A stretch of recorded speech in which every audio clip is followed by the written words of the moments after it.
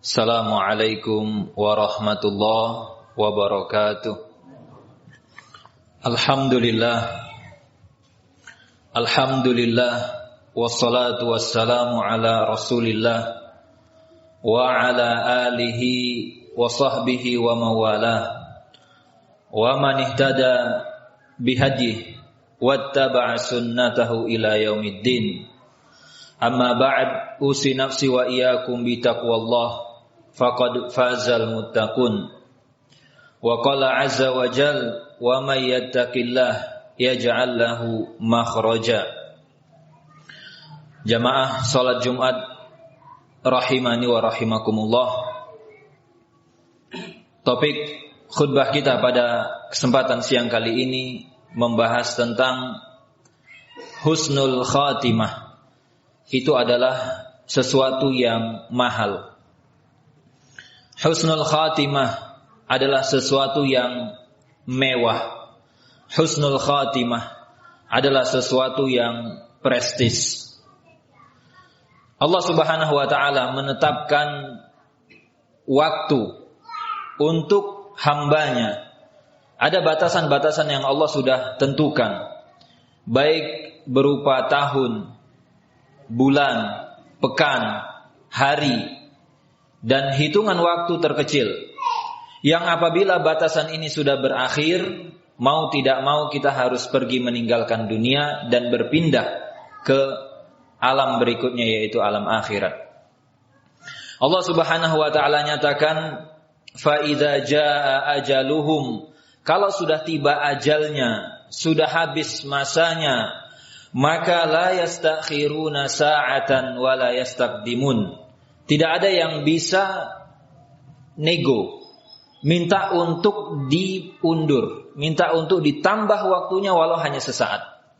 Dan kalaupun belum tiba waktunya, maka tidak ada yang bisa menawar untuk kemudian dimajukan waktunya walau hanya sesaat.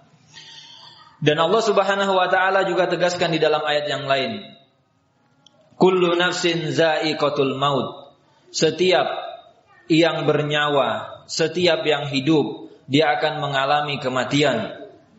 Wa innama tuwaffawna ujurakum yaumal qiyamah. Dan balasan atas apa yang kita kerjakan, entah itu baik atau buruk, Allah Subhanahu wa taala akan berikan secara sempurna balasan itu di hari kiamat kelak. Faman zuhziha 'anil nar wa udkhilal jannah faqad faz. Dan orang yang nanti mendapatkan kesimpulan akhir, dia dijauhkan dari neraka, dimasukkan ke surga, itulah definisi sukses yang sesungguhnya. Wa mal hayatud dunya illa mata'ul ghurur. Adapun dunia yang kita tempati saat ini, itu hanyalah tempat kesenangan yang memperdayakan kita, kata Allah.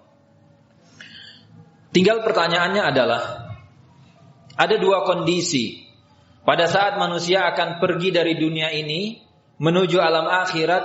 Kalau dia tidak meninggal dalam kondisi yang baik, dia meninggal dalam kondisi yang buruk.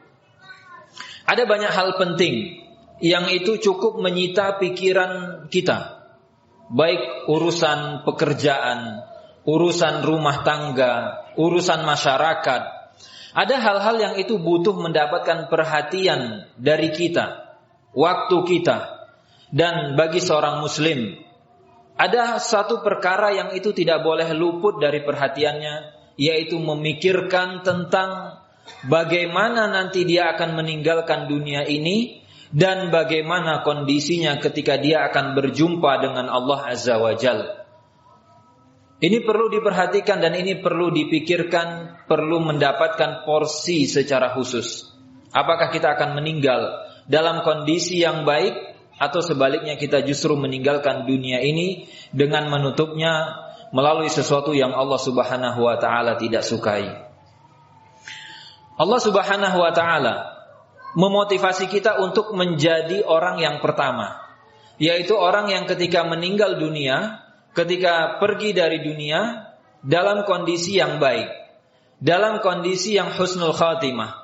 Allah Subhanahu wa taala sebutkan motivasi itu, ya ayyuhalladzina amanu taqullah haqqa tuqatih wahai orang yang beriman, bertakwalah kepada Allah dengan sebenarnya, wala tamutunna illa wa antum muslimun, dan kalau meninggal pastikan kita dalam kondisi muslim. Dan Allah Subhanahu wa taala juga menyampaikan di dalam ayat yang lain, untuk bertemu Allah itu butuh persiapan. Tidak bisa ujuk-ujuk langsung ketemu tanpa ada prepare sebelumnya. Maka Allah sampaikan, kalau ingin ketemu Allah, maka tolong disiapkan dengan baik. Apapun yang diperlukan, tolong dipersiapkan. Dan inilah yang Allah Subhanahu wa taala sampaikan. Agar hamba itu memiliki persiapan, kata Allah, "Faman kana yarju liqa'a rabbih." Kalau kalian memang benar pengen rindu ketemu dengan Allah, maka kata Allah, "Falyamal amalan shalihah." Siapkan, lakukan prepare. Berupa apa? Dengan kerjakan amal soleh. Wala yusyrik bi'ibadati rabbih ahada, dan jangan pernah menyekutukan Allah dengan apapun itu. Mengingat bahwa husnul khatimah, mengingat bahwa sakaratul maut adalah momen yang sangat krusial, sangat genting, sangat penting, tidak bisa dipandang sebelah mata. Maka kita bisa lihat bagaimana kisah para nabi, kisah orang-orang soleh. Di antara pesan mereka kepada anak-anak mereka, itu bukan hanya semata soal harta.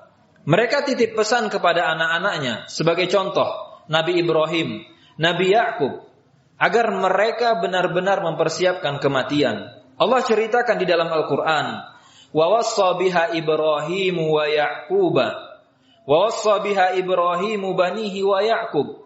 Ingatlah ketika Ibrahim dan Yakub berwasiat, titip pesan untuk anak-anaknya, ya baniya innallaha astafa lakumuddin fala tamutunna illa wa antum muslimun.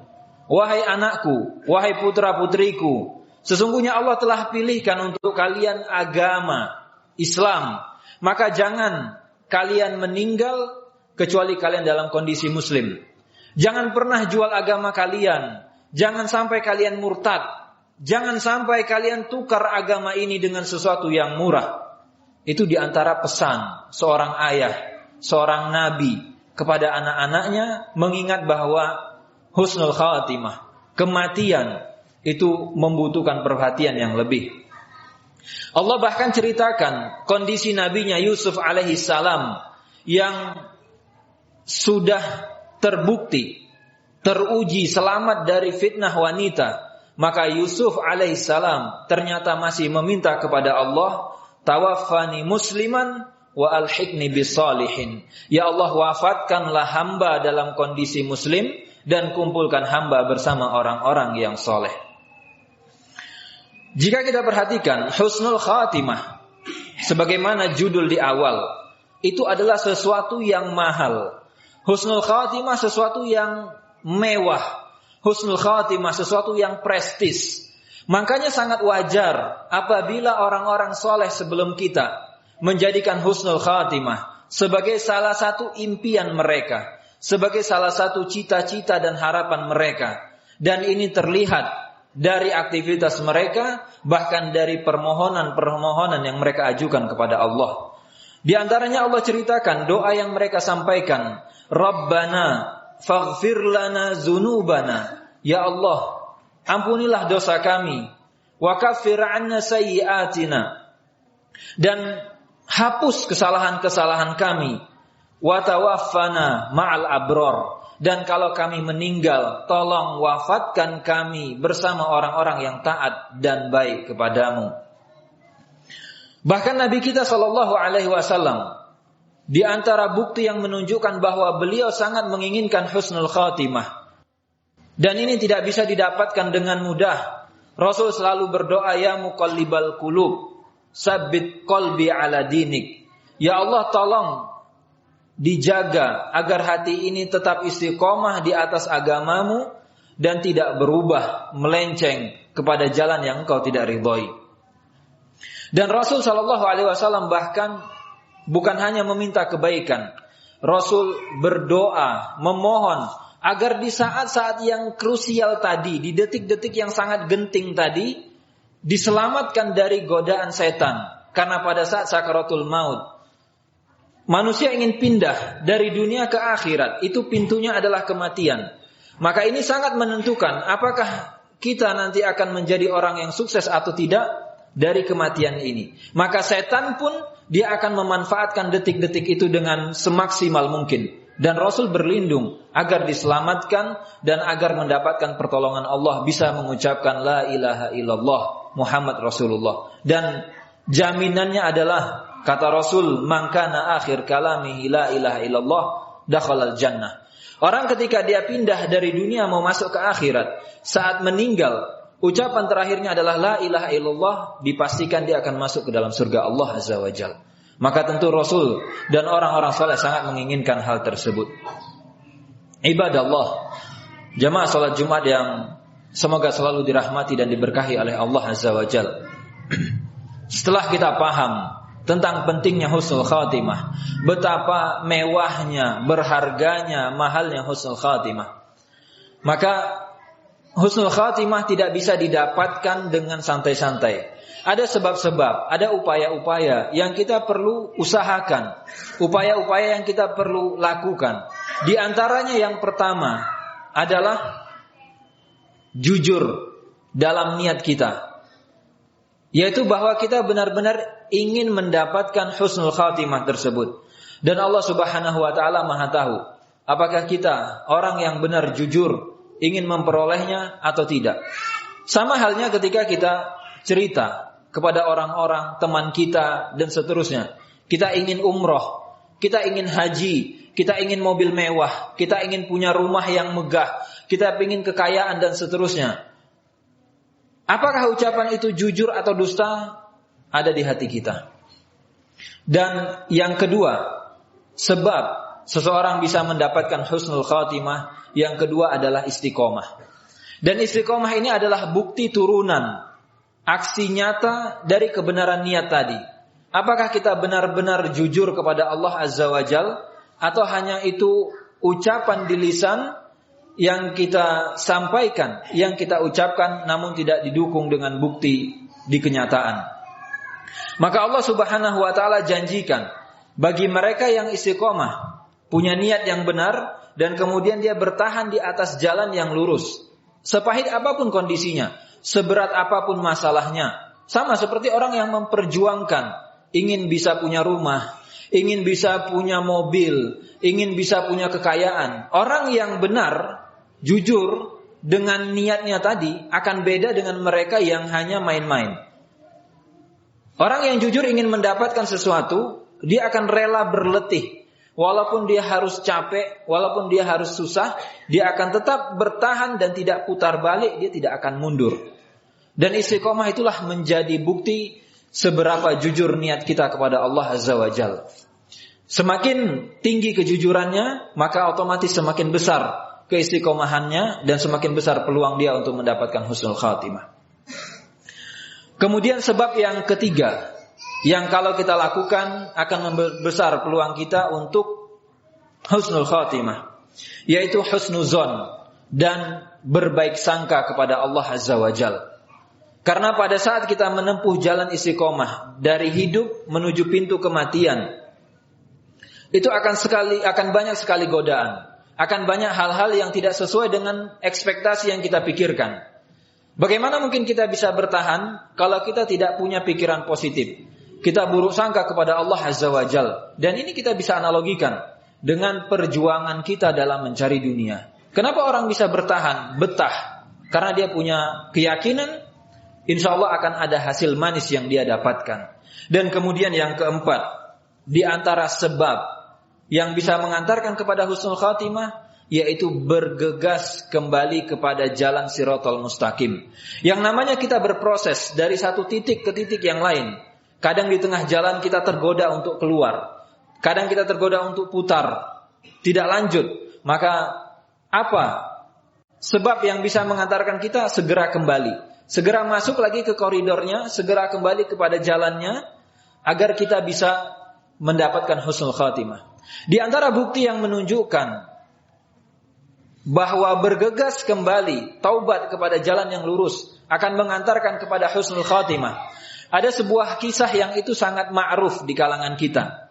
Seseorang membunuh 100 nyawa, membunuh 100 manusia. Apa yang membuat Allah Subhanahu wa taala kemudian mengampuni orang itu setelah dosanya yang begitu parah? Jawabannya karena dia bergegas, bersegera ingin kembali kepada Allah, ingin segera menuju Allah dan memperbaiki kesalahannya. Atas niatnya tadi, atas kesegeraannya tadi, maka Allah kemudian maafkan kesalahannya dan masukkan dia ke dalam rahmatnya. Ibadah Allah, poin yang ketiga. Yang pertama pentingnya husnul khatimah, mewahnya husnul khatimah. Yang kedua adalah sebab, dan yang ketiga adalah apa tandanya. Kalau kita berpotensi besar mendapatkan husnul khatimah, di antara tandanya sebagaimana yang Rasul sallallahu alaihi wasallam sebutkan, "Idza aradallahu bi'abdin khairan ista'malahu." Kalau Allah pingin orang itu meninggal dalam husnul khatimah, kalau Allah pingin dia dapat kebaikan, maka Allah akan gunakan orang itu. Semua potensi yang dia punya akan Allah manfaatkan. Maka sahabat bingung. Faqila, kaifa yasta'miluhu ya Rasulullah? Gimana caranya Allah manfaatkan manusia? Maka Rasul sallallahu alaihi wasallam sebutkan, yuwaffiquhu li'amalin salihin qabla al-maut. Allah akan berikan taufik kepada orang ini untuk berbuat taat, untuk berbuat baik sebelum dia meninggal dunia. Dan itu terus menerus. Dia kemudian terinspirasi melakukan ketaatan, dia lakukan terus-terusan, dan kemudian ketaatan itu akan mengangkat derajatnya, menghapus kesalahan-kesalahannya.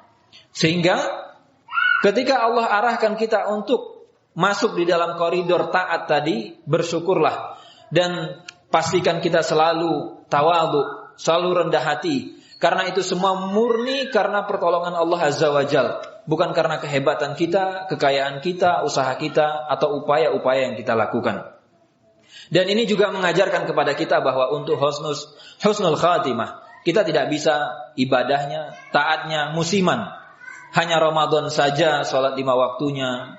Hanya ketika dapat gaji saja sholat 5 waktunya. Nanti kemudian ketika tidak gajian, tidak sholat. Maka orang yang husnul khatimah di antara cirinya adalah selalu mendekat kepada Allah apapun situasi dan keadaannya. Aqulu qouli hadza astaghfirullah li wa lakum wa lisairil muslimina min kulli dzamb fastaghfiruh innahu huwal ghafurur rahim. Alhamdulillah wassalatu wassalamu ala khairin nabiyyin wa sayyidil awwalina wal akhirin wa ala alihi wa sahbihi ajma'in. Jamaah salat Jumat rahimani wa rahimakumullah. Husnul khatimah itu adalah buah, itu adalah hasil, itu adalah gaji pertama yang kita akan petik, efek dari amalan-amalan kita. Kita capek sekarang melakukan ibadah, ketaatan, menjalani hidup.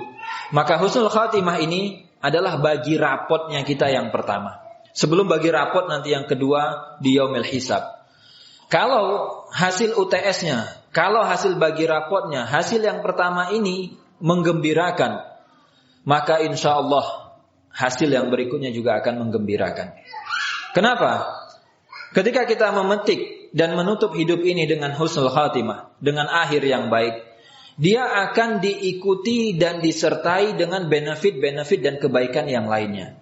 Allah Subhanahu wa taala ceritakan, alladzina tatawaffahumul malaikatu thayyibin. Orang yang ketika meninggal kondisinya baik, maka malaikat akan ucapkan kepada mereka salamun alaikum. Selamat untuk kalian. Udkhulul jannata bima kuntum ta'malun. Silahkan masuk ke dalam surga atas apa yang kalian sudah kerjakan berupa kebaikan dan ketaatan. Sehingga pada saat kita mengakhiri hidup kita dalam kondisi yang baik, malaikat akan turun, dia kabarkan 3 hal kepada kita. Yang pertama adalah dikabarkan bahwa kita akan mendapatkan ketenangan. Dikabarkan bahwa kita akan dijamin aman dari rasa takut dan kita sudah dapat bocoran, kamu nanti ke surga ya.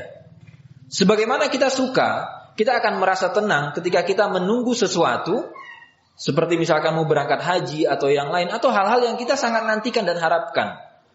Kemudian kita dapat bocoran. Gak apa-apa, kamu nilainya 100. Gaji kamu 100 juta. Kamu bakal berangkat haji tahun ini. Dan hal-hal lain yang ketika kita sedang proses menunggu, kemudian kita dapat bocoran yang baik, itu akan sangat menggembirakan. Dan begitulah perumpamaan husnul khatimah. Pada saat seorang hamba meninggal, maka dia akan petik hasil pertamanya ketika dia akan meninggalkan dunia ini. Allahumma salli wa sallim wa zid wa barik ala habibina al-Mustafa wa ala alihi at-tayyibin at-tahirin. Allahumma arda anil a'immatil muslimin al-khulafa ar-rasyidin Abu Bakar wa Umar wa Utsman wa Ali. Allahumma ighfir lil muslimin wal muslimat wal mu'minin wal mu'minat al ahya'i minhum wal amwat innaka sami'un qaribun mujibud da'wat.